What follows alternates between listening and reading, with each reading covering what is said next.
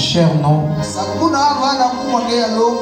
ton nom suprême, qui est élevé au-dessus des cieux des cieux. Et ce matin, nos âmes proclament ton nom et disent, tu es digne de louange. Et tu es digne, ô Dieu Tout-Puissant. Car toi seul nous as créés à ton image et à ta propre ressemblance. C'est pourquoi nos âmes te louent ce matin, t'exaltent ce matin, te glorifient encore abondamment, car tu es le Dieu suprême. En dehors de toi, il n'y aura point de Dieu. Et il n'y en a jamais eu en dehors de toi. C'est pourquoi nous roulons par terre pour t'élever, te glorifier, car tu es notre Père. Bénis cet instant. Accorde tes bénédictions à chacun. Et à tous ceux-là qui n'ont pas eu la disponibilité de venir, que tes bénédictions les comblent. Que la gloire te revienne. Au nom puissant de Jésus-Christ, notre Dieu Tout-Puissant. Amen.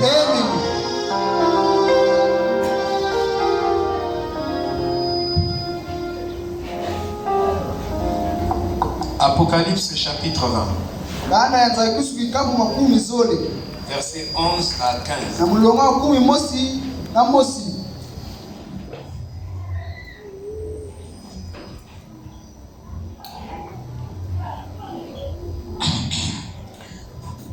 Puis je vis un grand trône blanc. Et celui qui était assis dessus, la terre et le ciel s'enfuient devant sa face. Et il ne fut plus trouvé de place pour eux. Et je vis les morts, les grands et les petits, qui se tenaient devant le trône. Des livres furent ouverts. Et un autre livre fut ouvert. Amen. Des livres furent ouverts. Et un autre livre fut ouvert. Celui qui est le livre de vie. Et les morts furent jugés selon leurs œuvres, d'après ce qui était écrit dans ces livres. La mer rendit les morts qui étaient en elle. La mort et le séjour des morts rendirent les morts qui étaient en eux. Amen. Et chacun fut jugé selon ses œuvres. Et la mort et le séjour des morts furent jetés dans les temps de feu. C'est la seconde mort, les temps de feu. Quiconque ne fut pas trouvé écrit dans le livre de vie, quiconque ne fut pas trouvé, quiconque ne fut pas trouvé écrit dans le livre de vie fut jeté dans les temps de feu. Amen. Que le Seigneur bénisse cette lecture dans nos âmes. Shalom, shalom. Nous allons compléter Apocalypse chapitre 10, versets 1 à 2. Apocalypse chapitre 10, versets 1 à 2.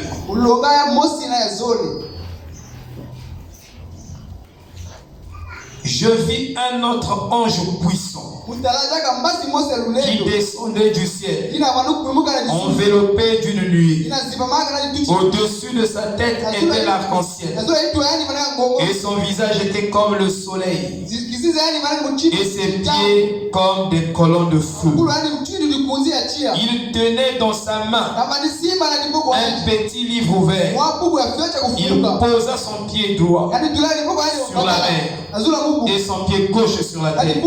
Et il cria d'une voix forte, comme rugit un lion. Quand il cria, les 7 tonnerres furent entendre leur voix. Amen. Amen. Et Jean il dit ici, Et quand les 7 tonnerres furent entendre leur voix, j'allais écrire. Et j'entendis du ciel une voix qui disait, celle ce qu'ont dit les tonnerres, et ne l'écrit pas. Amen. Celle ce qu'ont dit les tonnerres, et ne l'écrit pas. Alléluia. Ce livre de la rédemption est maintenant sur terre. Que l'ange tenait dans Apocalypse 10. Ce n'est plus un livre fermé. Quand il est descendu avec un petit livre ouvert, le livre qui était dans Apocalypse chapitre 5 qui était fermé. Dans Apocalypse chapitre 10, ce livre-là est ouvert. Et quand le livre est ouvert, les tonnerres ont grondé. Et l'ange a dit à Jean, ne crie pas ce que les tonnerres ont dit. Il allait écrire. L'ange dit n'écris pas. C'est ce qu'ont dit les tonnerres. Garde ça. Secret. Coupe. Et c'est ce que l'ange dit. C'est un mystère. Un mystère, c'est coupé et sec. C'est ce qu'on appelle mystère. Ce qui est hors de votre main. C'est un mystère. Nous allons voir. Alléluia. Mais quand vous lisez encore dans Apocalypse 20,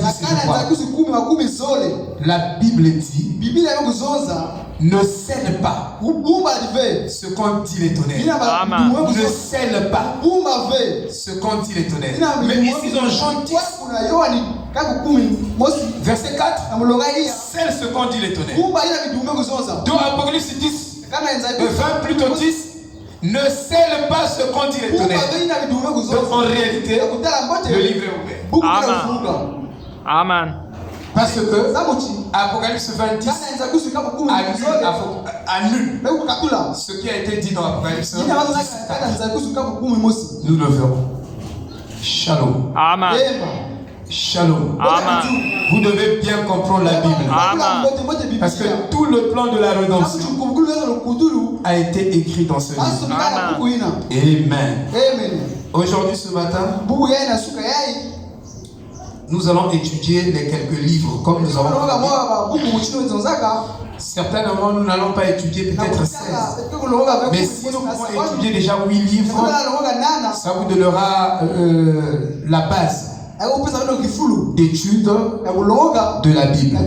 Donc nous allons faire ce qu'on appelle une étude biblique. Amen. Est-ce que vous vous sentez bien?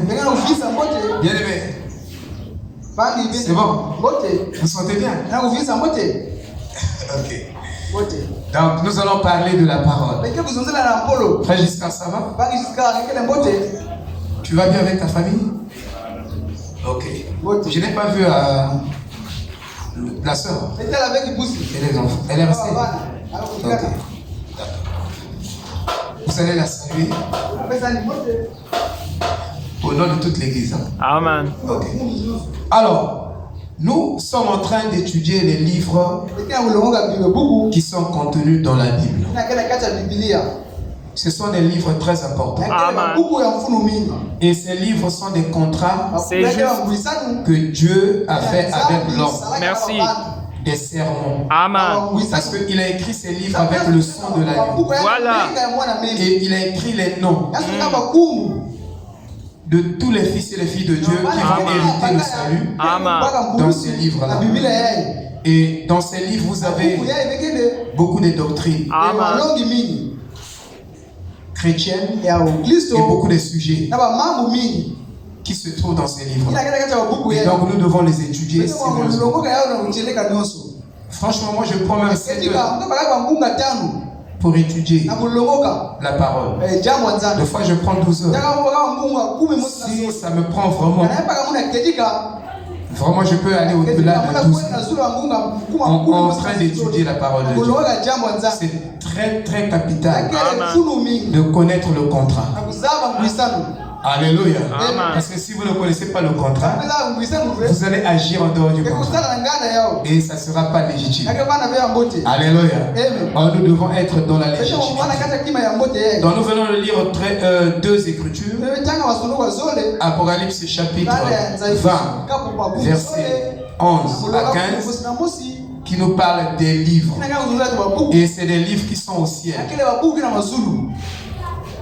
Et nous avons dit que ces mêmes livres qui sont au ciel, ce sont ces mêmes livres qui sont descendus sur la terre. Sinon, l'ultime ou l'objectif final de ces livres, c'est que leur application soit sur la terre. Amen. Et Dieu a écrit ces livres au ciel. Et ici également, Dieu a écrit aussi des livres sur la terre, comme la Bible. Ici, Dieu a écrit au ciel et il est venu aussi sur la terre, il a écrit cette Bible. C'est un contrat. Vous voyez? Donc, nous devons savoir, nous devons comprendre ce qui se trouve dans ces livres. Parce que ça nous concerne. Et si quelque chose vous concerne, vous devez être impliqué. Donc vous devez savoir ce que ça veut dire. Vous devez être informé. Alléluia. Parce que tout ce qui nous concerne se trouve dans ces livres-là. Tout ce qui nous concerne se trouve dans ces livres-là. Et nous devons vraiment les étudier. Amen. Donc le but réel de ces deux ensembles d'écritures, c'est pour établir quelque chose. Il y a plusieurs livres qui ont été mentionnés dans la Bible. Et parmi lesquels nous avons cité ici. Nous avons à peu près 16 livres. Si nous voulons les lire, le livre de vie de l'agneau, qui n'est autre que le livre de vie. Amen. Ce n'est pas deux livres différents. Mais la dénomination confond les deux. Puisque Jean a utilisé un langage prophétique pour écrire Apocalypse. Il a écrit en symbole. Mais chaque symbole détient une réalité. Et il n'y a pas de réalité sans vérité. Il n'y a pas de réalité sans vérité. Si vous n'avez pas la vérité, vous n'aurez pas la réalité. Vous me regardez. Alléluia. Parce que si tu dis un mensonge, tu n'auras pas la vraie réalité. Ça, c'est une réalité illégitime. Mais la vraie réalité se trouve dans la vérité. C'est pourquoi Jésus a dit: je suis le chemin, la vérité et la vie. Donc si vous avez Christ, vous avez la réalité de ce message. Si vous n'avez pas Christ, vous n'avez pas la réalité de ce message. Pour vous, le message, ce n'est que des mots, des phrases, des débats, des discours. Mais ce message est une réalité. Qui peut dire amen? Ce message n'est pas une théorie, mais ce message est une réalité. Et pour avoir cette réalité, vous devez avoir Christ qui est la vérité. Christ qui est la vie. Sans quoi vous n'avez pas la réalité du message. Vous n'avez que des mots, et des mots vides. Et des mots qui n'ont pas de substance. Et chaque mot a une partie visible et une partie invisible. Et les deux parties se rencontrent dans la manifestation de la Jésus. C'est très juste. Alléluia. Amen. Je suis fou de l'évangile. Amen. Nous sommes fous Amen. de cette parole. Vous voyez? Donc, il y a le livre de vie de l'agneau, qui n'est autre que le livre de vie. Et quand vous lirez ces livres, parfois j'en parle de livre de vie de l'agneau séparément du livre de vie. Mais ne pensez pas et ne croyez pas que ce sont deux livres différents. C'est le même livre. C'est William Aron Branham qui nous enseigne cela. Amen. Il y a un livre qui enregistre les actes de tous les hommes. On appelle ça le livre des vivants. Là, vous avez la sémence du serpent, les reprouvés, les insensés, la sémence de Dieu, tous les vivants de la terre. Savez-vous que Abraham a eu beaucoup d'enfants? Mais Abraham a eu peu de fils. Parce qu'en réalité, le fils d'Agar, c'était qui? C'était Ismaël. Ismaël, c'était un enfant d'Abraham. Mais il n'était pas réellement le vrai fils légitime d'Abraham. Parce que Dieu, quand il dit quelque chose, il ne change pas ça. Il avait dit que moi je te bénirai par Sarah. Il a dit que tu auras une postérité par l'autruchement de Sarah. Il n'a jamais dit par Agar. Dieu est précis.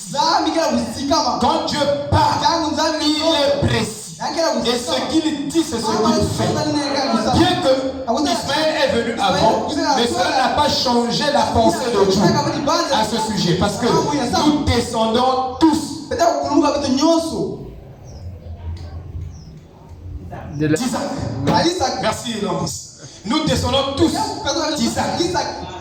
Parce que Isaac est le type de Christ. Qui peut dire Amen? Voilà la vérité de Dieu. Donc quand Dieu dit quelque chose, s'il a dit noir, vous devez dire noir. Parce que Dieu n'est pas dans les commodités et les circonstances. Parce que nous sommes dans les circonstances et les commodités. Mais lui, il est maître des circonstances et des commodités. Savez-vous que l'espace et le temps ne sont pas venus avant Dieu? L'espace et le temps, c'est Dieu qui produit l'espace et le temps. C'est très juste. C'est très juste. Alléluia. Amen. Et savez-vous que cette terre n'est pas sortie de l'animal? Voilà. Non, l'animal n'est pas sorti de la terre. L'animal n'est pas sorti de la terre. Mais c'est la terre qui est sortie de l'animal. Autrement dit, l'espace spirituel que vous créez, c'est ça que vous contrôlez. Vous avez le contrôle de l'espace spirituel que vous créez par la foi. Frère Branham me dit, dès que vous naissez de nouveau, vous devenez un créateur en miniature.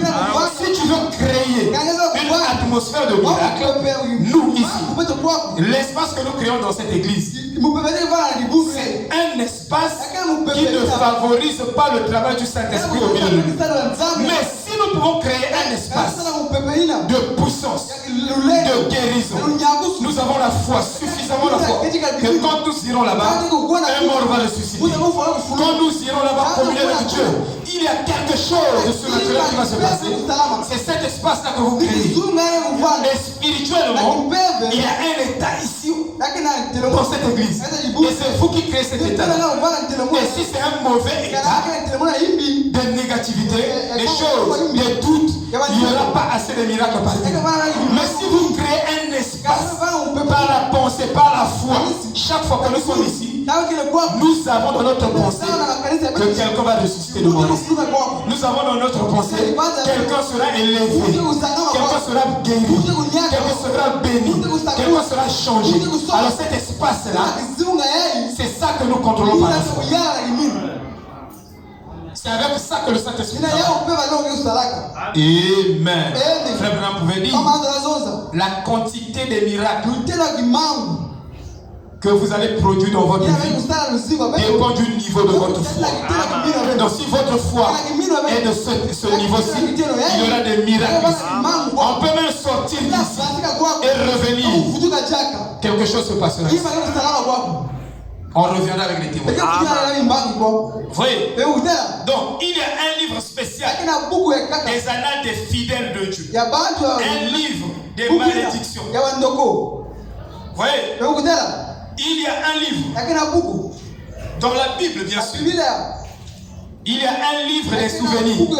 Tout ce que tu fais de bien, de mal, est écrit dans un livre. Si tu fais le bien, à l'un de ses plus petits frères de Jésus, c'est à Jésus que tu l'as fait. En réalité, c'est facile de connaître. Si quelqu'un a le Saint-Esprit, il n'a qu'à voir sa réaction devant une prostituée, devant quelqu'un qui est abandonné de la société, de quelqu'un que tout le monde méprise. Et on verra si tu as le Saint-Esprit au travers de ta réaction envers cette personne. Entre nous, nous avons une foi hypocrite dans le message. Des réactions hypocrites. Shalom va d'abord aimer celui qui n'est pas aimable. Si tu peux aimer ce que la société a dit aujourd'hui, je peux croire de tout ça. Vous voyez, le messager Martin, il marchait.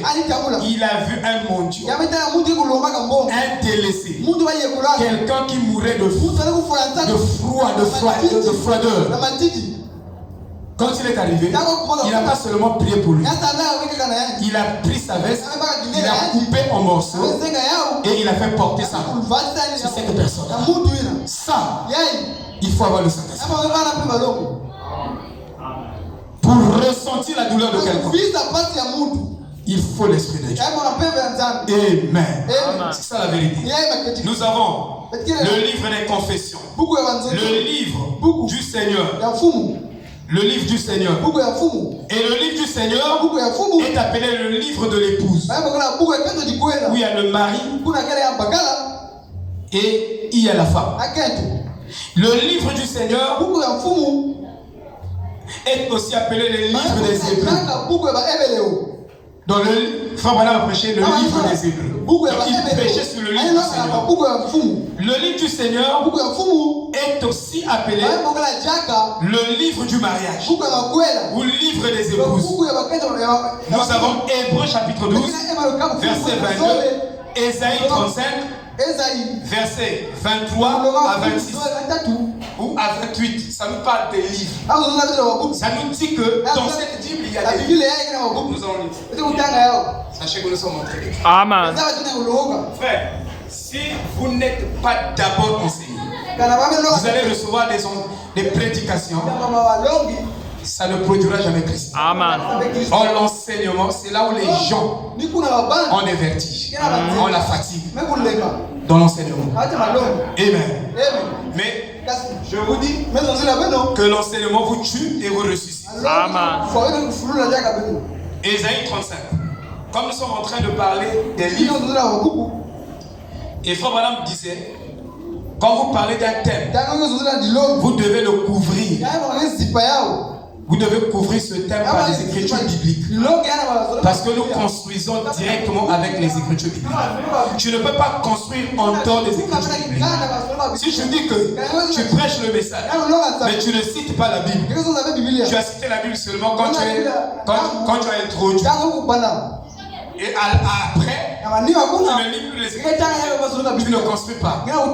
Tu ne peux pas construire comme ça. Qui peut dire Amen?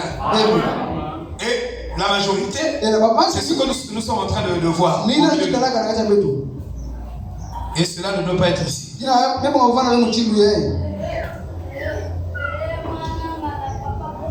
que je me suis trompé ou quoi?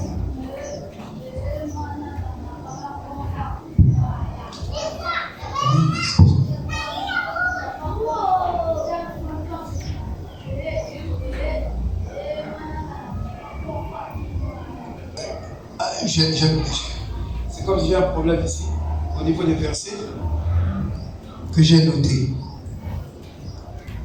Je voulais lire ici, dans Ésaïe 35, là où on parle des livres. Est-ce que vous pouvez jeter un coup d'œil et avoir une idée?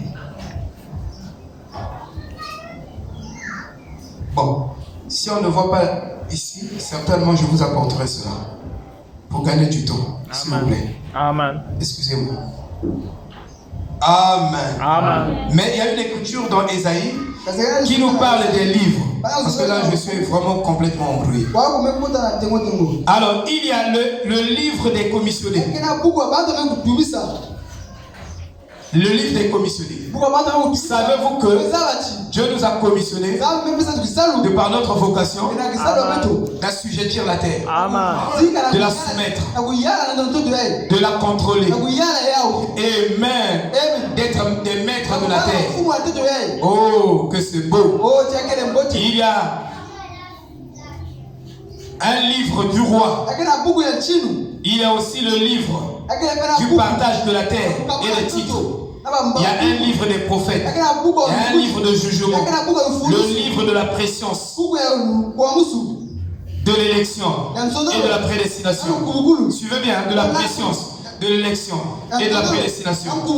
Alors, frère, vous n'allez pas comprendre la prédestination si vous ne comprenez pas d'abord la sémence du serment. Il y a des choses qui vont de parallèle dans la Bible. Il y a même des cours, des écritures qui sont des cours. Vous savez, des écritures qui ne sont pas des lignes de droite dans cette Bible-là. Mais ce sont des écritures qui font comme ça et constituent des cours. Alors si vous n'avez pas la révélation, vous ne savez pas que ici c'est une cour. C'est pourquoi, comprenez avec moi que Apocalypse chapitre 10 c'est une cour. Vous voyez? Et aussi Apocalypse 11 est une cour. On va démontrer pourquoi je parle des cours. Et même frère Madame, quand il donne une citation, parfois dans cette citation il y a une cour. Mais quand tu vas dans la ligne droite, alors tu sors du contexte de ce que frère Madame a dit. Et c'est ce que nous sommes en train de faire tout le temps avec le message de frère Madame. Nous emmenons des choses hors contexte. Et en le faisant, les gens reçoivent l'esprit de Christ. Ils reçoivent l'esprit humain ou l'esprit de l'église. Ils reçoivent un esprit familier. Ils reçoivent un esprit qui imite le Saint-Esprit à 99%. Mais ce n'est pas l'esprit de Christ. Donc, il y a des citations où il y a une écriture qui constitue des cours. Même dans Genèse, il y a eu des cours. C'est pourquoi elle est tombée quand elle était devant le Seigneur. Parce que, au lieu d'aller dans la ligne droite, il y avait une cour. Mais au lieu de prendre la cour et de laisser la cour de côté et de continuer avec une autre droite qui était derrière la cour, elle a pris la cour, elle est descendue en enfer. C'est un langage. Vous voyez, frère? Il y a donc le livre de la préscience, de l'élection et de la prédestination. Il y a le livre des alliances. Il y a le livre de la généalogie des fils d'Adam que nous allons poser le fondement ce matin. Vous voyez? Donc, il y a beaucoup de livres. Pas seulement les 16 que nous venons de citer. Il y en a beaucoup, mais nous simplifions à peu près 16 que nous allons étudier pour notre compréhension. Amen, amen. Est-ce que vous me suivez? Dans notre étude, nous allons étudier ces livres ou le livre de la généalogie dans le dossier généalogique des fils d'Adam. Parce que Adam était pur fils de Dieu. Et Adam a eu une généalogie sur la terre. Et dans la généalogie d'Adam, vous ne verrez jamais le nom de Caïn figurant dans les fils d'Adam.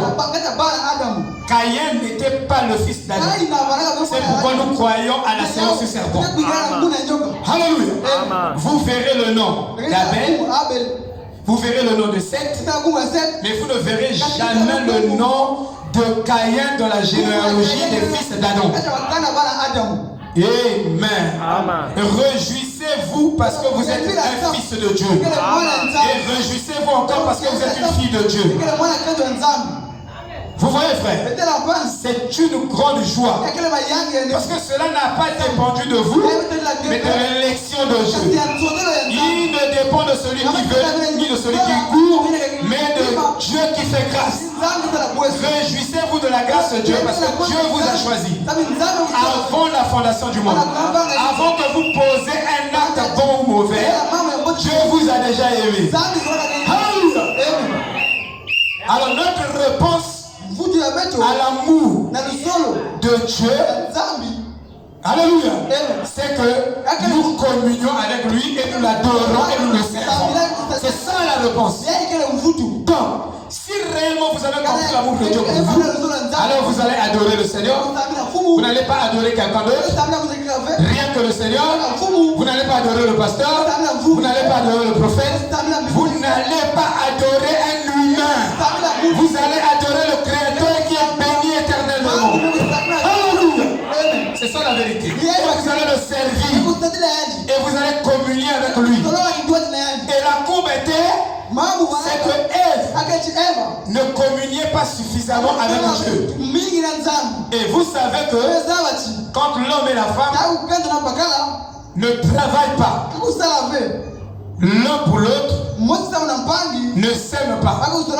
Dans l'autre, cet amour n'est que l'image du feu. Je dis bien, cet amour n'est que l'image du feu. Vous devez, l'homme doit s'aimer l'amour dans sa femme et la femme doit s'aimer l'amour dans son mari, et les deux vont récolter le bonheur. Parce qu'on se marie pour être heureux. Dans les bons comme dans les mauvais jours, vous êtes heureux. Mais vous n'allez pas récolter ce bonheur tant que vous ne travaillez pas l'un et l'autre pour ce bonheur. Et ça ne viendra pas de façon spontanée. Tout comme les enfants ne viennent pas par une combustion spontanée. Je dis bien, les enfants ne viennent pas par une combustion spontanée. Même la richesse ne vient pas par une combustion spontanée. Il y a une loi, celui qui travaille, c'est celui qui mérite la récompense. Donc si tu ne travailles pas, tu es pourquoi paresseux, tu dis moi j'attends, la main ne va tomber, tu vas taper à côté. Qui peut dire amen? Et ne pas travailler est un péché. Et Fleur de l'homme a dit à un jeune homme qui se mariait, ce jeune homme là dans ses cartes de mariage, il a écrit marié pour la gloire de Dieu. Frère Branham a dit non, tu es marié pour la gloire de toi et ta femme. Ah oui. Et vous me regardez. C'est juste. Hein? Bien que vous avez respecté les Écritures, vous avez honoré Dieu, mais c'est d'abord premièrement pour votre propre gloire. Ce n'est pas premièrement pour la gloire de Dieu. Si je te posais la question, pourquoi tu t'es marié? Tu vas pas me dire que parce que Dieu, tu ne vas pas mettre Dieu. Tu t'es marié pour ta gloire et pour la gloire de ta femme. Et la Bible dit, c'est la femme qui fait la gloire de l'homme. C'est pas ça. C'est la femme qui fait la gloire de l'homme. 1 Corinthiens 11, verset 7. C'est la femme qui fait la gloire de l'homme. Et c'est l'homme qui fait la gloire de Dieu. Donc ne me trompez pas. Marié. Et Frère Branham a dit à ce jeune homme, tu dois avoir des callosités sur ta main pour prendre soin de ta femme. Tu dois travailler inlassablement afin que ta femme soit dans le bonheur. Vous avez dit, oh. Donc si ta femme dit, ah, il faut aller travailler pour trouver le pain, vous dites que toi tu es charnel. Donc tu m'as marié, toi tu es charnel. Non frère, laissez ça. Hein? Il faut aller travailler pour avoir le lait des enfants. Amen. Vous n'allez pas briser la femme? La femme là, il y a la commission, il y a un charnel. Non, il y a un charnel. C'est pas ça frère. C'est ça non? L'homme va travailler. Tu es encore jeune homme. Mais quand tu dois travailler, il ne faut pas donner raison. Moi, j'ai l'appel ministériel. Donc je dois lire les brochures de la Bible parce que Dieu m'a appelé. Et Frère Branham me dit, le premier appel dans le ministère s'appelle le travail. Et le travail est une vocation céleste. Je dis bien le travail est une vocation céleste. Un homme que celui qui ne travaille pas ne mange pas non plus. C'est ce que dit la Bible. Amen. Alléluia. Amen. Là, vous êtes silencieux. C'est juste. L'homme n'est pas le seul. Non, c'est pas ça. Il faut travailler. Amen. Et frère Branham dit pourquoi? Parce que cette femme que vous avez épousée, il dit que cette femme que vous avez épousée fait votre gloire.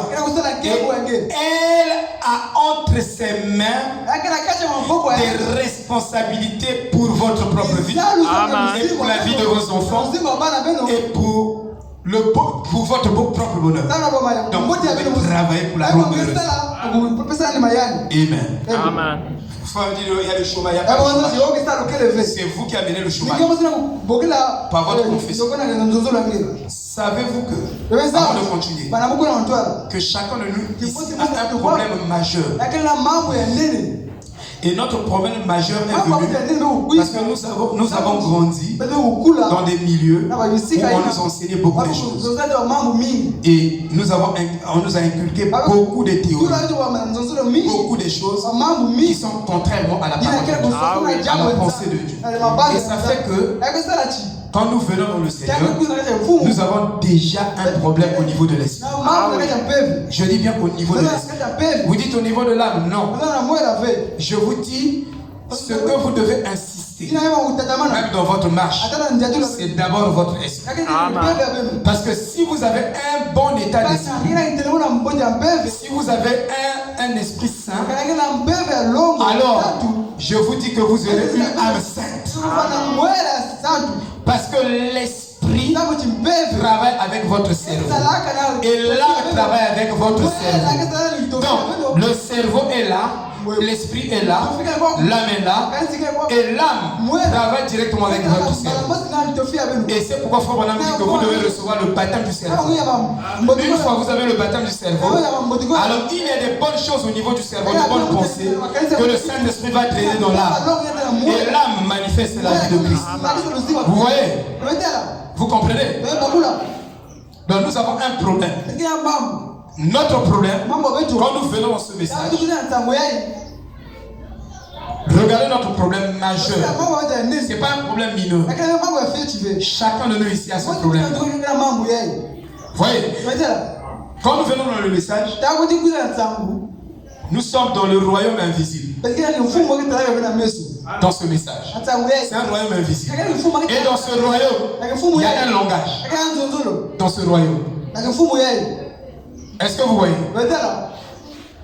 Il y a un langage dans ce royaume. Mais nous étions dans le monde. Et nous venons en Christ. En Christ, c'est une autre réalité. Le monde aussi, c'est une autre réalité. Ce sont deux mondes séparés et différents. Est-ce que vous comprenez? Alors, les deux mondes ne parlent pas le même langage. Frère Randy, quand vous naissez de nouveau, vous êtes une partie du monde qui est mort. Donc, quand tu es mort, tu es maintenant vivant en Christ. Tu es mort dans le monde et tu es vivant en Christ.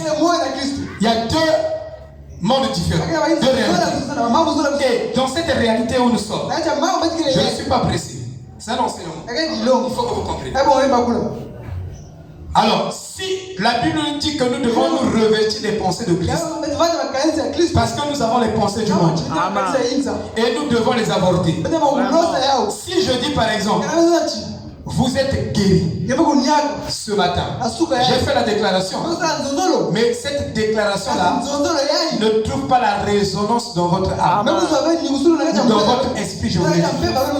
Donc, je suis moi. Je dis que vous êtes guéri. Parfois je suis sous onction. Donc la fréquence par laquelle je prononce le mot guérison, ce n'est pas la fréquence de votre esprit. Donc votre esprit ne vibre pas avec ce mot-là, dans la même symphonie avec ce mot. Votre esprit n'est pas dans la même vibration. Je dis tu es béni. Je peux dire aujourd'hui, tu es béni toute la semaine. Alors ton esprit, au lieu de comprendre, de vibrer avec ce mot que je viens de prononcer sous onction, sa vibration est tellement basse que ce mot passe au-dessus de votre esprit. Et ça fait que le Saint-Esprit ne peut pas travailler avec vos pensées parce que vous gardez toujours les pensées de la malédiction. Malgré que vous avez reçu des paroles mointes de la bénédiction, mais vous ne se synchronise pas. Alléluia. N'a pas. Donc l'écho de ce mot dans votre esprit est tellement faible. Vous voyez, c'est comme si le pasteur a joué. C'est comme si je l'ai Dieu béni. C'est comme si tu n'as pas senti ça. Tu n'as pas senti ces mots-là. Tu n'as pas senti les mots-là dans ton âme, dans ton esprit. Vous voyez, c'est pourquoi même nos prières, il dit beaucoup de choses, mais il y a d'autres informations que nous avons enregistrées fort longtemps dans notre esprit qui font que nous doutons de ce que nous venons de douter. Et en le doutant de cela, il n'y a pas la fréquence de la bénédiction. La fréquence de l'onction de la bénédiction ne va pas accompagner notre vie après cela. On va prendre un exemple. Vous dites, parce que non, c'est correct. Mais je vous dis que vous n'allez pas comprendre la parole de Dieu sans les illustrations naturelles. Voilà. On les appelle les ABC de l'évangile. Les ABC de l'évangile, c'est comprendre Dieu d'abord dans la nature. Ça, c'est le fondement fondamental pour la définition de Dieu. Sinon, vous ne connaissez pas Dieu. C'est comme aujourd'hui, quand nous étions à l'école maternelle, on nous expliquait des choses de façon réelle. On prend ceci, on prend ceci. Mais quand on monte, les nombres là deviennent des variables. Ah oui. Quand on parlait de 1 plus 1 égale à 2, on nous parlait ce langage-là. Mais quand on monte, on commence à dire X plus Y égale à Z. Donc, le langage qui était un langage réel devient un langage symbolique.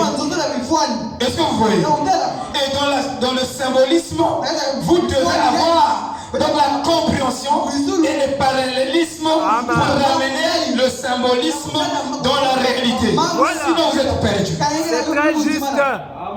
C'est ça. Donc, si je dis par exemple fourchette, je prends le mot fourchette. Maintenant, si toi, dans ton esprit, voilà, tu représentes ce mot par une image de la cuillère. Voilà. C'est une erreur. Au lieu de l'image de la fourchette comme un instrument qui fait jeter les choses, qui plonge les choses, qui déplace les choses. Une fourchette peut déplacer un poisson et l'amener dans la bouche. Excusez-moi de parler comme ça, mais c'est un langage. C'est un petit instrument. Et si dans votre esprit, dans votre compréhension de ce mot, vous ne donnez pas l'image réelle de ce mot, alors, frère, tout ce qu'on peut dire, ça ne deviendra jamais une réalité en soi. Parce que déjà votre esprit déforme la réalité de tous les mots qu'on vous donne. Vous voyez, si on vous dit guérison, mais imaginez, si on dit guérison, imaginez un homme qui est boiteux est en train de sauter et de marcher derrière le monde. Et si cette compréhension-là est en vous, alors le Saint-Esprit peut travailler avec votre foi. C'est la vérité. Sinon, jusqu'à présent, tout ce que vous déclarez, ça ne veut rien dire. Et vous n'avancerez pas. Et c'est comme ça avec la parole de Dieu. Dieu nous donne de ses mots à lui. Il nous donne de sa compréhension à lui. Mais nous avons gardé notre propre compréhension sur ces mots-là. Et ça n'arrivera jamais. Vous allez vieillir. Il n'y aura pas une réalité de Christ. C'est pourquoi l'évangile consiste à rentrer dans ces réalités-là. Si je dis, tu es stérile, tu n'es plus stérile. Donc, moi dans mon esprit comprend que comme je suis déjà guéri, je suis guéri de ma stérilité. Donc ça veut dire que moi je suis porteuse de la sémence. Dans une sémence, il y a deux parties. Il y a la partie visible et invisible. Et c'est la partie visible qui manifeste. C'est la partie invisible qui manifeste la partie visible. Autrement dit, je prends une sémence. J'ai la sémence avec moi. Vous ne regardez pas dans cette sémence-là. Vous ne voyez pas les branches. Vous ne voyez pas le fruit. Mais pourtant, le fruit n'est pas en dehors de la sémence. Le fruit est là. Mais il est bien de la sémence, mais de façon invisible. Vous pouvez prendre le microscope. Vous regardez, vous ne voyez pas. Vous ne voyez pas les branches. Mais le fruit est déjà là. Donc, dans votre foi, c'est quoi je vous dis? Personne n'a la foi ici. Ça, je vous dis la vérité. Dans le message, tous ceux-là qui font du bruit là, non, pas la foi. Nous tous, nous n'avons pas la vraie foi. Nous avons la foi intellectuelle, oui, mais la vraie foi surnaturelle que Dieu demande, nous ne sommes pas pour arriver là. Ça, je vous dis la vérité. Il est mieux d'être honnête que nous n'avons pas la chose que de faire semblant que nous avons la chose. Vous avez la chose et puis ça n'arrive pas. La réalité n'arrive pas. C'est faux. Alléluia. Ça c'est un mensonge. Ça c'est des faux enseignements qui nous ont emmenés dans cette compréhension-là. Mais la vraie compréhension, c'est que dans chaque sémence, il y a la partie visible et la partie invisible. C'est ce qu'on appelle le logos. Quand vous écoutez le logos, il y a une partie invisible et une partie visible. Et la partie invisible devient visible par processus. Maintenant, si je prends ceci, je vais vous donner la définition d'un mystère. Qu'est-ce qu'un mystère? Si je prends la couleur rose plus la couleur verte, en réalité, si vous mélangez les deux couleurs, ça vous donne quelle couleur? Le rouge. Donc, si tu prends la couleur rose plus la couleur verte, ça vous donne la couleur rouge. Maintenant, si je prends les deux ingrédients, j'additionne et ça me donne une autre couleur que rouge. C'est ce qu'on appelle un mystère. Parce que c'est quelque chose qui est hors de ma main, hors de mon contrôle. Tu ne peux pas contrôler un mystère. Tu ne peux pas avoir le contrôle d'un mystère. Le mystère s'opère dans la vie de quelqu'un. Vous n'avez pas le contrôle du mécanisme, du processus. Parce que cela n'est pas entre vos mains. C'est ce qui est entre vos mains. Alléluia.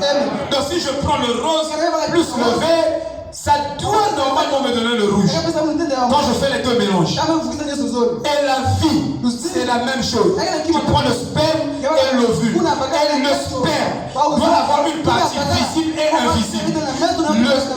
L'ovule doit avoir une partie visible et invisible. C'est ça la manifestation de la vie. Donc quand les deux se fusionnent, et la partie invisible et la partie visible se fusionnent, ça donne une vie, une manifestation. Sous une forme. Donc nous n'avons pas la foi. Ça je vous dis la vérité. Parce que dans notre esprit, quand on dit guérison, pour nous on dit maladie. C'est ça qui ne marche pas. Alléluia. Quand tu as dit béni, pour toi dans ton esprit, c'est mal, je suis maudit. Le mécanisme qui se passe tout le temps en nous. Mais si vous arrivez un jour à avorter la malédiction, vous avortez la stérilité dans votre esprit, la fécondité va se manifester. Forcément. Donc dans votre esprit, vous êtes stérile. Parce que vous-même, vous ne croyez pas la parole. Vous devez arriver à un seuil où, quand tu dors, quand tu te réveilles, tu ne doutes pas au sujet de ta fécondité, au sujet de ta bénédiction. Pour toi, la chose est déjà accomplie. Amen. Et si l'église arrive à ce niveau-là, je vous dis que point de moi va bouger sur nos pieds. Je préfère avoir la vraie chose. Il y a beaucoup d'aventuriers que j'ai trouvé un sur le monde. Mais ils se croient Nous ne connaissons pas la parole telle que nous devions selon la pensée de Dieu lui-même. C'est pourquoi nous devons nous confier au Saint-Esprit pour nous enseigner sa parole. Maintenant, je vais lire ici. Excusez-moi, c'est le jour de l'introduction. Je suis obligé de toucher un peu ces choses parce que c'est salutaire. Je vais dire, le pasteur a prié pour moi. Mais même le pasteur peut déclarer de bonnes choses. Il n'y a pas un écho dans votre esprit. Parce que dans votre esprit, vous avez des mots, vous avez des compréhensions qui doivent être effacés. Ils doivent s'apporter. Quand on dit bénédiction, quand on dit Dieu t'a aimé, mais vois-toi déjà aimé. Parce que Dieu n'est pas dans les circonstances. Et dès que les circonstances contraires arrivent, alors pendant cette déclaration, tu doutes. Tu développes l'incrédulité, tu développes tu n'as pas la foi. Voilà. La foi ne raisonne jamais. La foi est au-delà du raisonnement. Le raisonnement est tellement bas là-bas que la foi est tellement haut. C'est tellement éloigné. Alléluia. C'est ça la vérité. Voyez-vous? Donc nous allons faire des allées et des retours. Pendant que nous allons étudier le livre de la généalogie, nous allons faire des allées et des retours. Vous voyez? Des allées pourquoi? Pourquoi je dis aller? L'origine même de l'humanité, c'est Genèse 5. Et l'origine de l'humanité, c'est Genèse 2. Vous devez le savoir. Et dans Genèse 2, vous avez l'économie et la civilisation. Et la civilisation a commencé dans l'aube de l'humanité avec les talents de mesure des échanges qu'on appelle l'or. C'est pourquoi toutes les économies vont repartir vers l'or. Dites amen. Vous pouvez avoir un talent de mesure des unités économiques, de l'argent monétaire. On appelle ça les parités monétaires. C'est-à-dire comparer les monnaies avec cette monnaie. Donc vous ne pouvez pas comparer telle monnaie avec cette monnaie si vous n'avez pas l'unanimité, une monnaie unique que conventionnellement tout le monde a fixé comme base. Comme basique. L'humanité et l'économie a commencé depuis Genèse.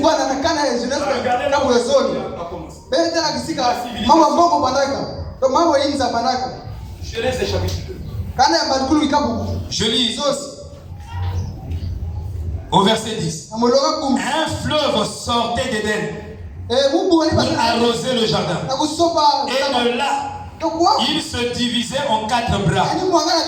Le nom du premier était Pichon. Or, Pichon signifie serpent. C'est pourquoi vous voyez la domination des nations. Vous voyez, ce sont les serpents de partout. On rêve les serpents. On rêve les serpents. On rêve les serpents de partout. Ça a commencé depuis le jardin d'Éden. Ça, c'est l'origine de quelque chose. Le mal. Oui, il dit le nom du premier fleuve est Pichon. C'est celui qui entoure tout le pays de Havila, où se trouve l'or.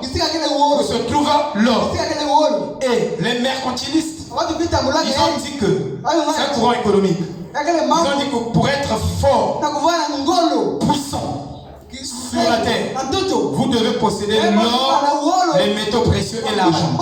Il dit, il faut aller à la conquête de l'or, l'argent et les métaux précieux. Une fois que vous avez ces métaux, vous dominez sur les autres.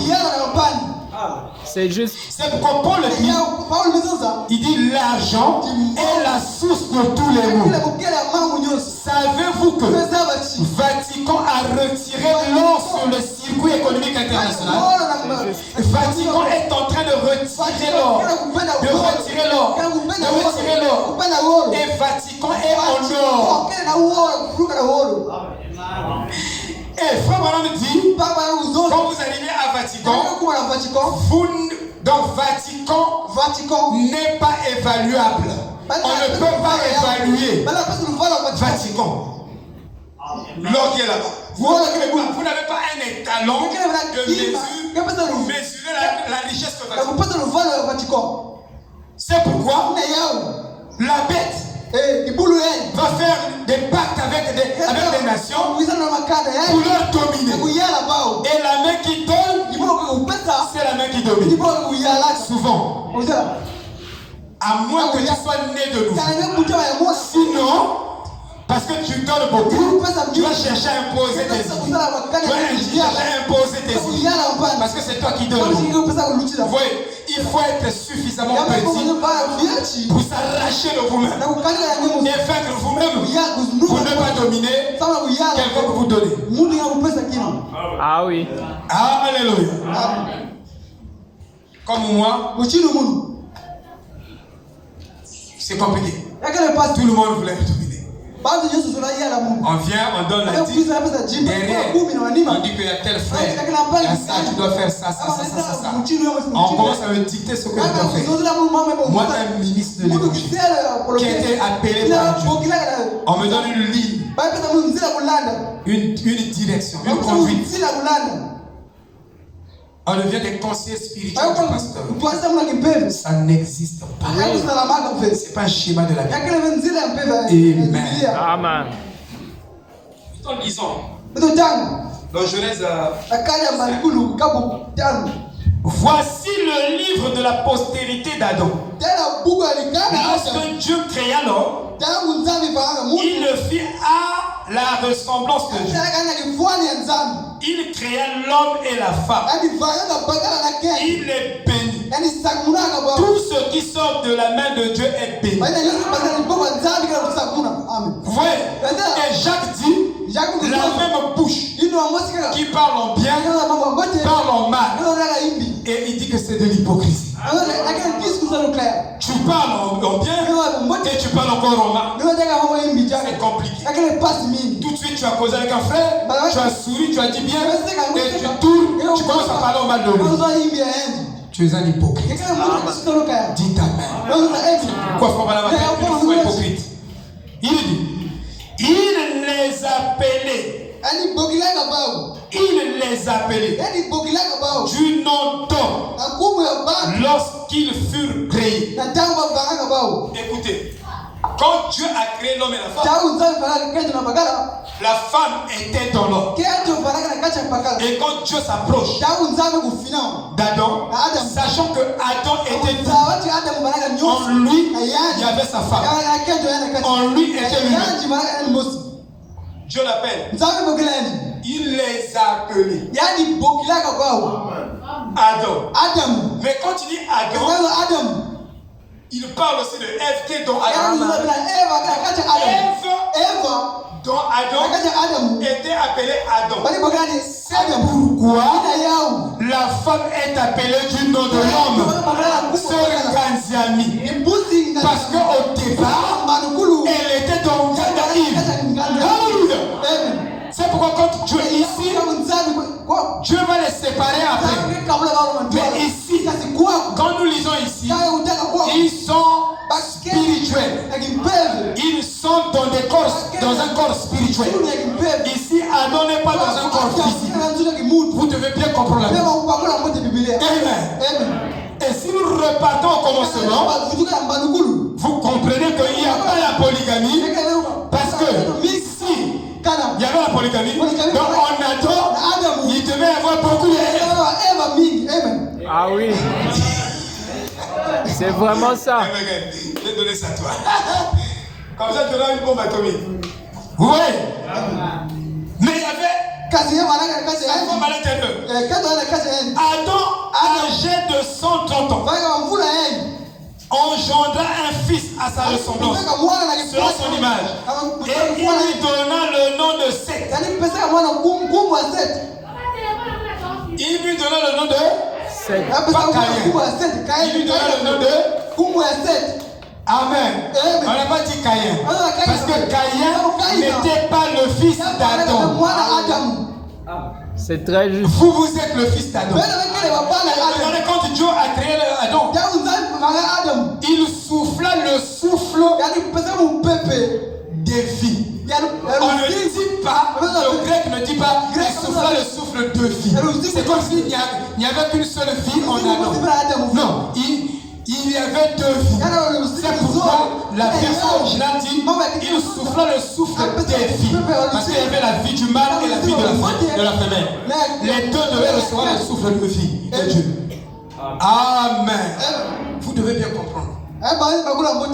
Et les jours d'Adam, après la naissance de Seth, furent de 800 ans. Et il engendra des fils et des filles. Tous les jours d'Adam vécu furent de 930 ans. Puis il y a Adam et un de ses descendants que je vais citer, mais le lien comme ça, qui avait atteint presque 1000 ans. 930 ans. Mais toi et moi, déjà 50 ans, on est déjà fatigués de vivre. Ah, me fatigué. Ma courbature, trop, tout ce qu'on a fait. Donc, non, reste ici. On a besoin de toi. Vis encore. Même 100 ans. Amen. Alléluia. Parce que la vie est une bénédiction de Dieu. Vivre longtemps est une bénédiction de Dieu. Il y a des gens qui n'ont pas eu beaucoup d'argent, mais ils ont vécu longtemps par la grâce de Dieu. Comme mon vieux Coco, 82 ans, c'était l'âge des héros. La Bible dit ça. Oui. J'ai une écriture ici. La Bible dit à 120 ans. À l'époque de David, c'était la limite de la durée de vie de l'homme, de l'espérance de vie de l'homme. Mais vous lisez avec David dit, quand il continue, il dit que dans son époque c'était 120 ans. Et il dit à cause du péché, Dieu a réduit l'espérance de vie. C'est maintenant 70 ans, 80 ans. Si quelqu'un a vécu déjà 70 ans, bravo, il a beaucoup mangé. Amen. Alléluia. C'est pourquoi dans le message, vous écoutez ici. Poison, ici, poison. Même il va pas vivre. Alléluia. Oh, que Dieu soit loué. Et vous lirez donc la généalogie là. J'ai dit que nous allons faire des allers et retours. Vous allez comprendre pourquoi je parle ainsi. Maintenant, je continue. Et les jours d'Adam après eurent engendré Seth furent de 800 ans. Et il engendra des fils et des filles. Et tous les jours d'Adam, tous les jours qu'Adam vécut furent de 930 ans. Et il mourut. Et Seth vécut 500 ans. Et engendra Enos. Et Enos. Et Seth vécut après qu'il eut engendré Enos 807 ans. Et engendra des fils et des filles. L'espérance de vie est en train de que le péché est en train de voyez. Et vous savez que ce que vous regardez est le descendant direct. Le descendant direct. Et c'est le premier-né. Ce qui n'est pas un ange. Non, le premier né d'Adam s'appelle Abel. Et Frère Branham me dit Abel a été tué par Caïn. Parce que Caïn n'était pas de Dieu, n'était pas d'Adam. Mais cette est la résurrection d'Abel. Voyez. Et nous sautons. On arrive au verset 31 et 32. Et tous les jours de Lamech furent de 777 ans. Et il mourut. Et Noé était âgé de 500 ans. Et Noé engendra Sem, Japheth et Cam. Vrai ou faux? C'est la vérité. Et quand il engendra cette lignée-là, la lignée de Noé, ne connaissaient pas Dieu. C'est juste. Comme la lignée d'Ève n'a pas connu Dieu. C'est pourquoi Ève a engendré des hybrides. Suivez très bien. Mais Marie, qui est la vraie Ève, n'a jamais engendré des hybrides. Tous les frères de Jésus et les sœurs de Jésus étaient sauvés. C'était les fils de Dieu. Sur toute la ligne. Je dis bien. Mais avec Ève, nous avons un mélange de Caïn et Abel, de deux semences. Mais tous ceux qui sont nés de Marie, tous ceux qui sont nés de Marie étaient de Dieu. Ah oui. Tout comme toute la lignée de David est de Dieu. Ah oui. Je dis même Absalom. Toute la lignée de David est de Dieu. Vous devez bien comprendre la Bible. Voilà.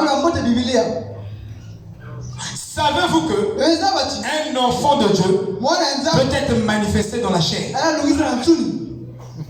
Et cet enfant de Dieu va échouer toute sa vie. Mais il ne sera jamais perdu. Voilà.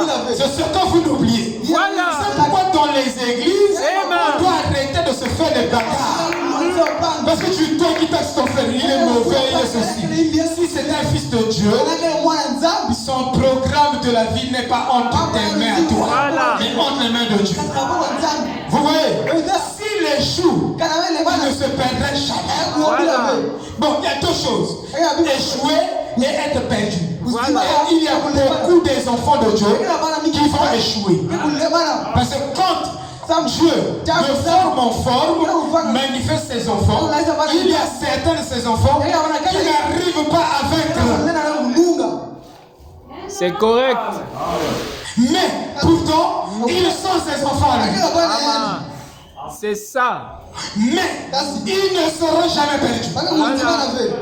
C'est pourquoi estimez-vous heureux quand le Saint-Esprit vous dit vous êtes le Fils de Dieu. Vous êtes la fille de Dieu. Soyez heureux de la fille.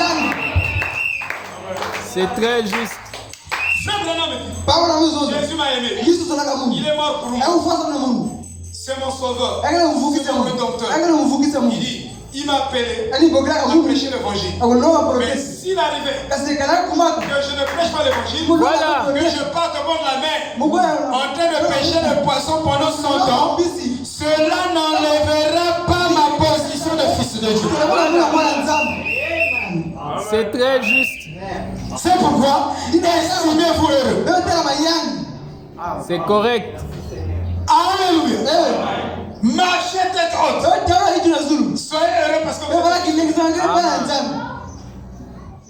Alors dans Genèse chapitre 6, et il arriva, lorsque les gens commencèrent à se multiplier sur la surface de la terre, et que les filles leur naquirent, que les fils de Dieu virent, que les filles de Dieu, les filles des hommes étaient belles, et ils en prirent pour femme de tout ce qu'ils ont choisi. Oui. Là, quand il y a eu une multiplication de l'humanité au temps de Noé, c'est là où la sémence sur cette est apparue. Dites amen. Là, on pouvait voir les brigands. Il dit, l'Éternel dit, mon esprit ne contestera pas toujours avec l'homme, car lui aussi est cher. Il dit, je veux tout détruire. Il y avait des géants sur la terre à cette époque. C'est-à-dire comme nous ici, on sort. Dès que tu sors, tu marches, on t'arrache le sac. C'était les géants. Au temps de Noé. Ils sont encore là. C'est pas ça, maman arrive. Et ils rentrent dans le marché. On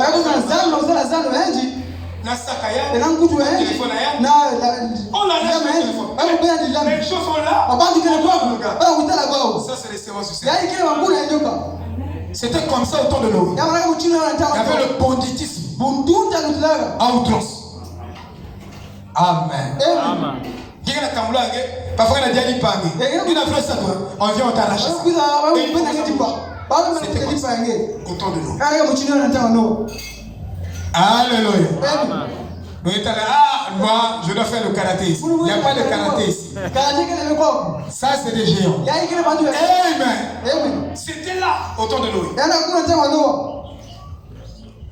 Et aussi après cela, quand les fils de Dieu sont venus vers les filles de Dieu,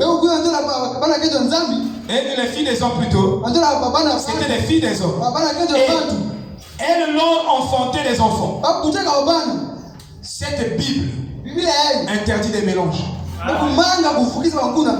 Lisez bien votre Bible. La Bible interdit des mélanges. Il y a beaucoup de choses dans la Bible qu'on ne doit pas mélanger. Voyez? Même au niveau des espèces animales, il n'est pas bien de croiser telle espèce avec telle espèce. On a croisé telle espèce, ça a donné pitbull. Ça a donné telle espèce. Vous voyez? Mais c'est compliqué. Savez-vous qu'autant de Noé, l'être humain, qui était vraiment un humain parfait, naturellement parlant, c'était que Noé. Même ses fils étaient des humains. Et ses femmes.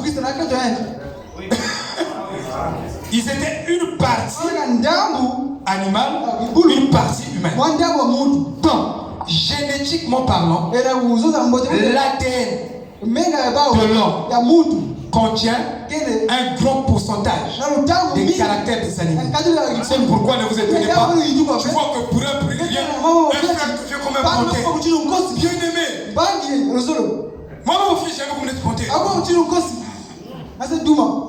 Frère Branham dit, si vous voulez connaître ce qui est dans l'homme, piétinez-le. Il dit, quand vous faites comme ça à un chat, il va miauler. Il va dire, oh ma belle,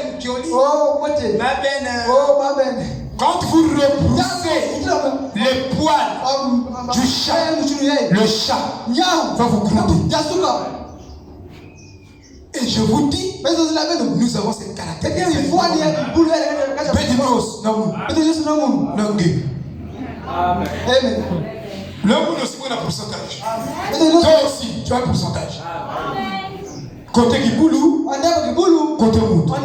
C'est ça qu'on appelle l'hybridation.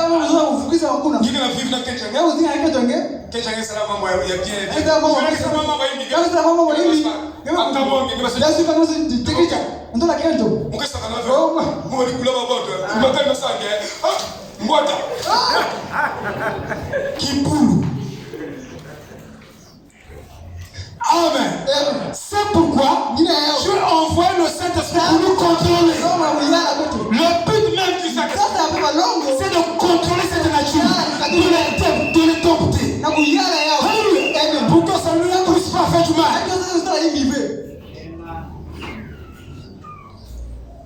Amen, amen. Donc moi, il y a moi qui boule la fiche. Amen. C'est pourquoi tu dois emmener ton âme et ton corps pour que Dieu détruise cette nature animale. Or, pour avoir une génération parfaite des vrais humains naturels, il faut un docteur réputé aux États-Unis. Kelly, il a dit il faut peut-être 4 générations ou 8 générations après pour avoir des humains naturels.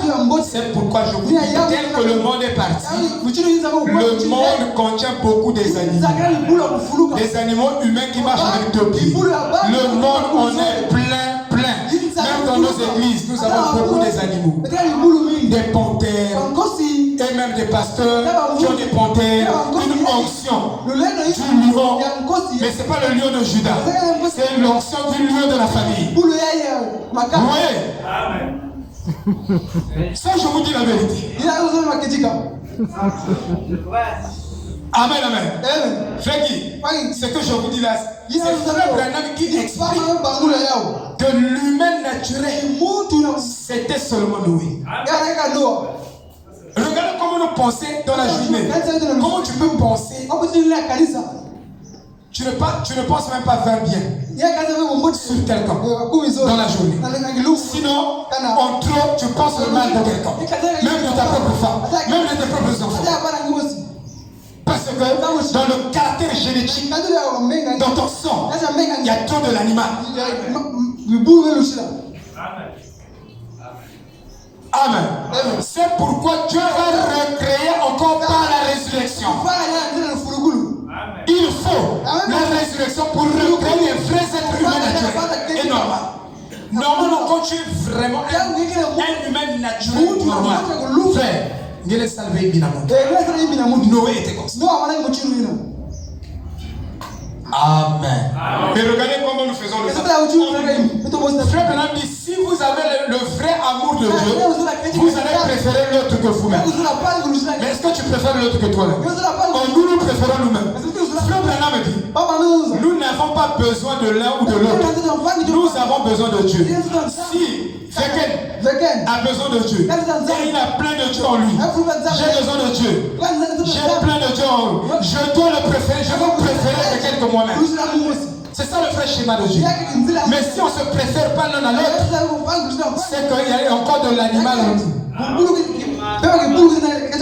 C'est pourquoi Dieu nous a donné le Saint-Esprit pour nous aider à nous aimer. Sans le Saint-Esprit, on ne peut pas se supporter. C'est-à-dire que tout ce que nous verrons, nous verrons que le mal est le mal.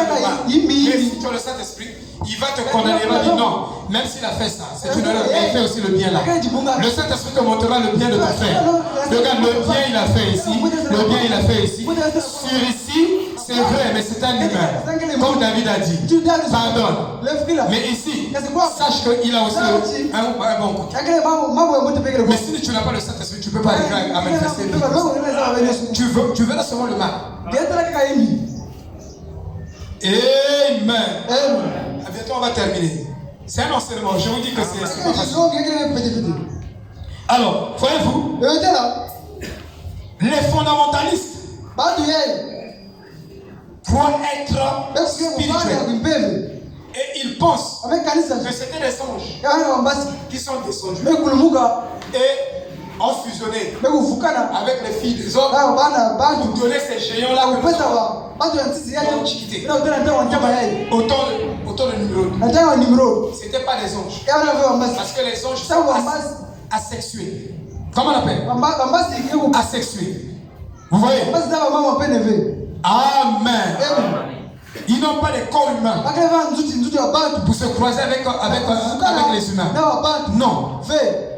Mais c'était les fils de Dieu qui virent que les filles des hommes étaient belles. C'était la beauté extrême au temps de Noé. On ne dit pas que la beauté, quand vous voyez une soeur, Frère Branham nous a dit le caractère. Donc, moi je ne peux pas épouser une femme qui est brune. Je ne dis pas, je ne sais pas comment. Je ne peux pas épouser une femme qui est belle. Non, Frère Branham a aussi dit.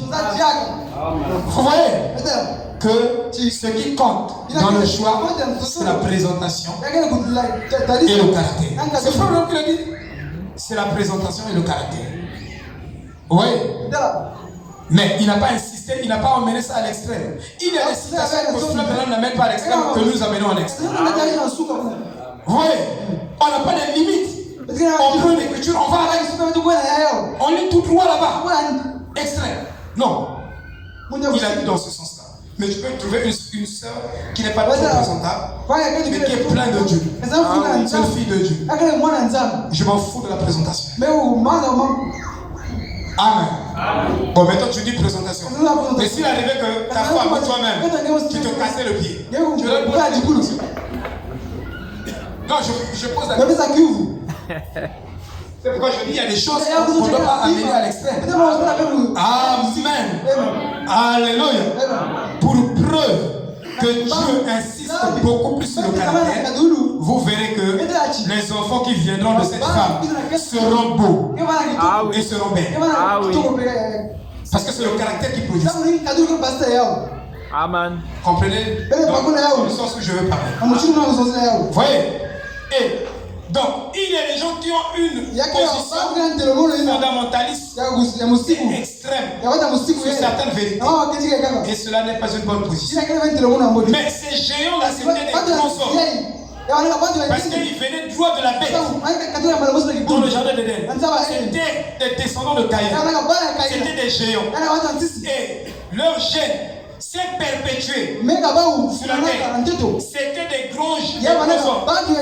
Et si vous étudiez l'anthropologie, même étudier, vous êtes dans le message. C'est-à-dire que je ne sais pas comment on enseigne les choses.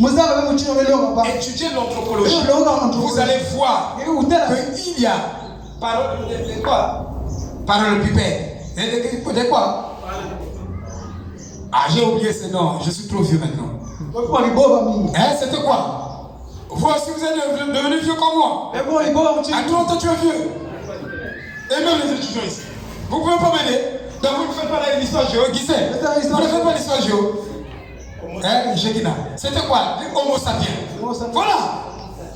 Quand vous étudiez ces hommes-là et notre structure morphologique, il y a une différence. Ah oui. Je vous dis la vérité. Et quand vous étudiez ces gens, leur structure morphologique,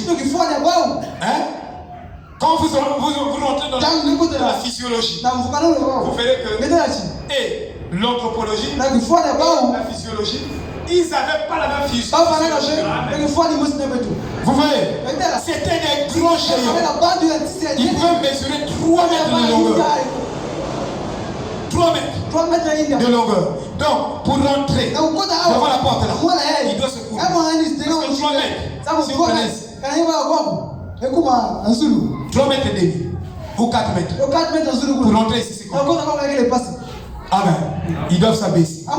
C'est pourquoi, quand Josué et Caleb sont rentrés à Canaan, ils ont vu ces géants-là, des fils d'Anak. C'était la descendance de ces géants à Canaan. Et ils étaient là. Ils occupaient le pays. Dieu ne nous donne pas des petites équations. Il va dire que ça c'est ta bénédiction.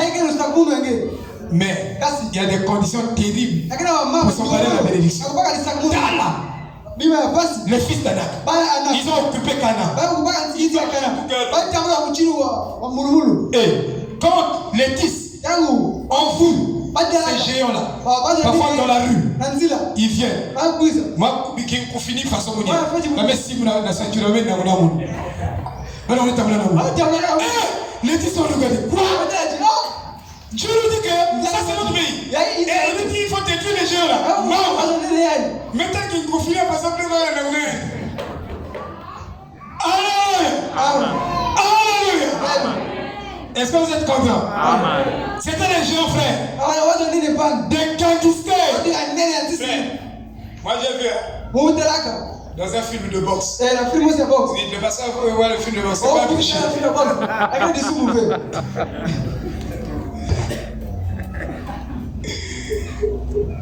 Je suis déjà passé par le test de 1 contre 4. C'est fini. Vous savez, il y a un test qui confirme que vous êtes fils de Dieu. Je vais vous donner le test. Une femme, une véritable femme, si elle est votre femme, elle ne doit pas avoir une émotion envers un pasteur. Écoutez-moi très bien, dites amen. Dites amen. C'est juste. Si c'est votre femme, elle est une femme légère. Une vraie femme qui ne doit pas avoir, ne doit pas manifester une émotion d'amour sensuel envers un pasteur, envers un diacre, envers un frère. Si tu es timide, si tu ne peux pas avoir ça. C'est ça qu'on appelle la féminité. Et ce test-là est là au temps de la fin. Parce que moi je suis l'épouse de Christ. Donc vous pouvez avoir des doctrines sur la terre, des livres épatants. Ce que je m'attacherai, c'est le livre de Jésus-Christ. Parce que c'est mon époux. Si vous avez des émotions, vous êtes une femme. Et vous êtes un frère. Et vous avez des émotions.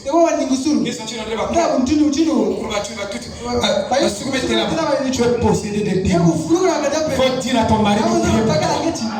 Dis Amen. Quel que le frère peut être, il peut être le plus beau de nous tous, ou la plus belle de nous tous. Mais si tu es devant cette personne, tu ne dois pas émettre des énergies salves, j'appelle ça. Des énergies salves. Des énergies d'amour. Ça montre même que tu n'es pas digne d'être la femme de ce frère. Alléluia. Amen, amen. Et le frère a le droit de prier pour toi et t'a placé ici. Dieu n'a jamais créé la femme. La femme a cherché. Dites Amen. Moi, je n'ai jamais vu de coq et de poule. C'est la poule qui fait comme ça.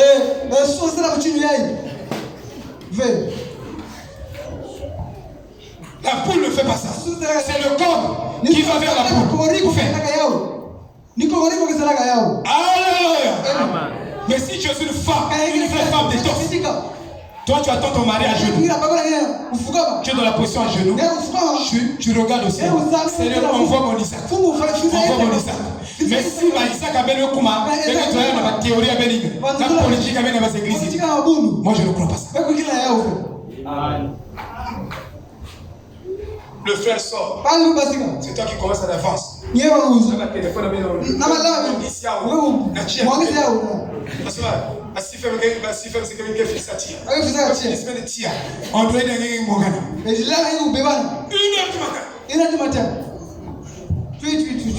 Bonjour frère. Est-ce que tu as dormi aux anges?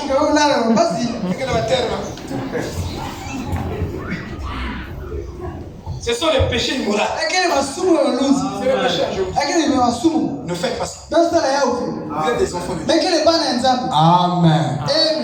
Amen. Quand les 10 sont regardés, ils ont vu que il y a des fils d'Anak.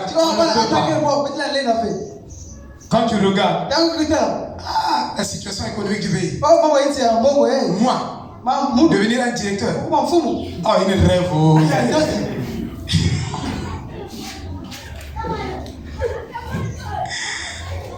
Amen, amen.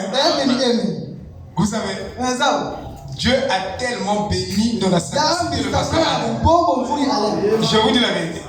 Il était très minable, rejeté dans son milieu. Là où il évoluait à ça. Demandez le Jack bienvenu. Un peu son histoire. Trop rejeté. Mais Dieu est celui qui élève. C'est Dieu qui bénit. Vous devez avoir confiance en Dieu. Et foi en Dieu. A dit le Seigneur. Que votre cœur ne se trouble point. Alléluia. Croyez en Dieu. Croyez en Jésus. Si vous croyez en Dieu, il va changer la vie. Il va changer votre destin. Il va tout changer. Nous, devant les géants là, nous sommes comme des sauterelles.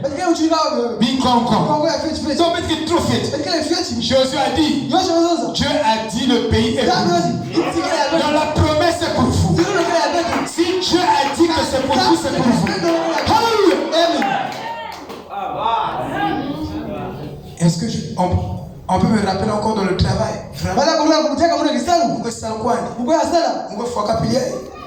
S'il y a un qui travaille,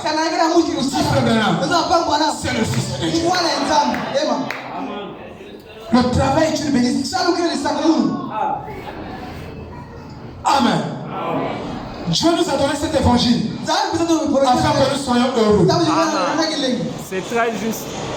Mais nous sommes malheureux parce qu'on n'a pas compris. Si on comprend, on sera heureux. Alléluia. Notre problème, c'est de croire.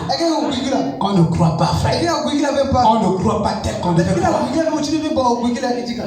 Parce qu'on a déjà des choses dans l'esprit. C'est pourquoi Dieu doit nous purifier. Et quand Josué et Caleb, eux aussi ils ont vu les fils d'Anak.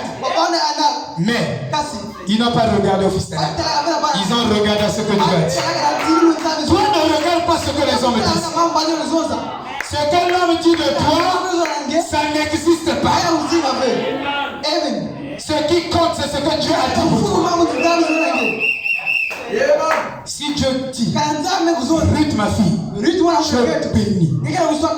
Rien que ça, je m'accroche à ce que Dieu a dit. Même si les circonstances sont contraires, je ne vois pas les circonstances. J'écoute ce que Dieu a dit à moi. C'est ça qui compte. Alléluia. C'est ça la vérité. Nous perdons la foi. Et nous sommes dans le raisonnement. La foi ne raisonne pas. Nous avons un fils, un frère ici. Roland. Il est là. Le cadet de notre frère bien-aimé.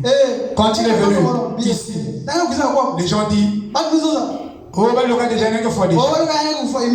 J'ai dit à Kevin, toi tu es un Dieu vivant.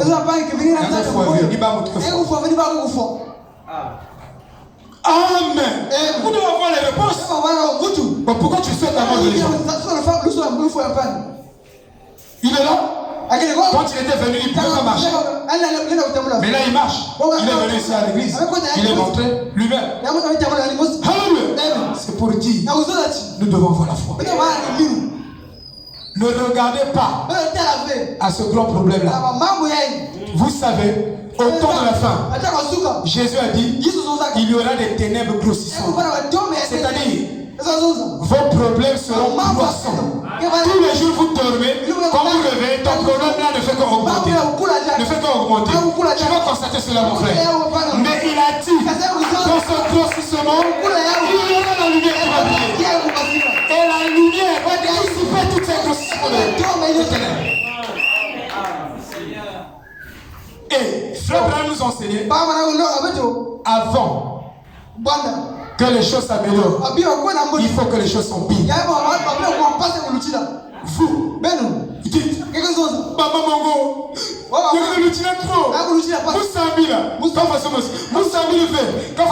non, il y a quelque chose.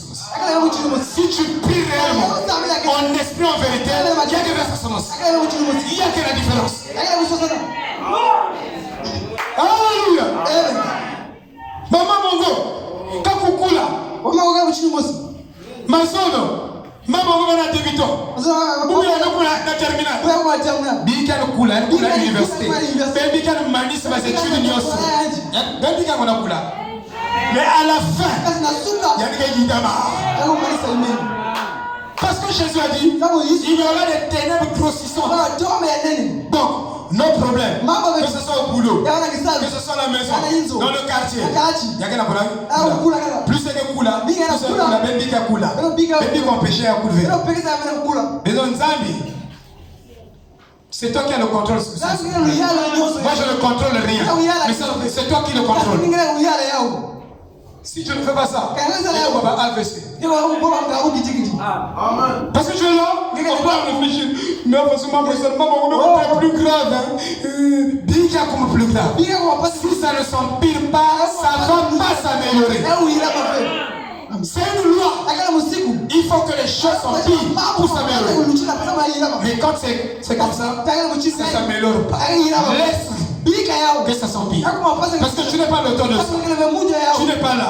Mais ça s'empire. Laisse.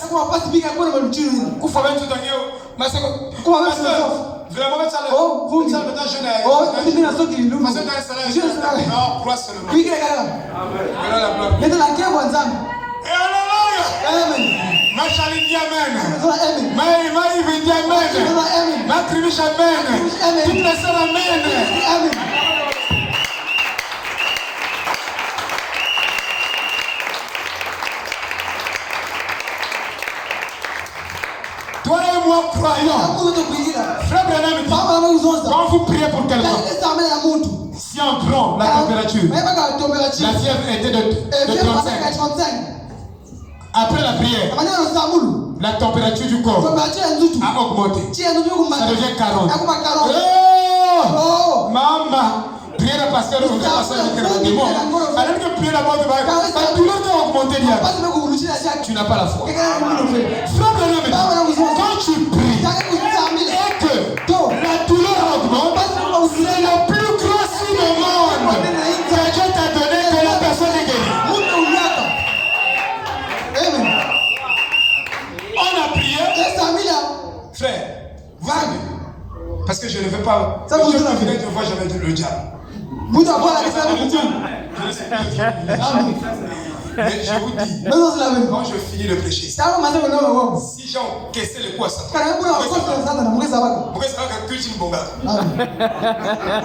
quand j'arrive à la maison, dès que je ferme comme ça, les quantités de démons viennent m'agresser. Ça c'est le négatif. Ça c'est le négatif. Le positif, la réalité, c'est mon corps qui est offert. Si vous détruisez ceci, je rentre là. J'ai des attaques. Quand tu as prié pour les gens, quand tu vas dormir à l'hôtel, il est en train de dormir. Il écoute les pas des démons dans la salle de l'hôtel. C'est toi qui as chassé les démons. C'est toi qui m'as chassé.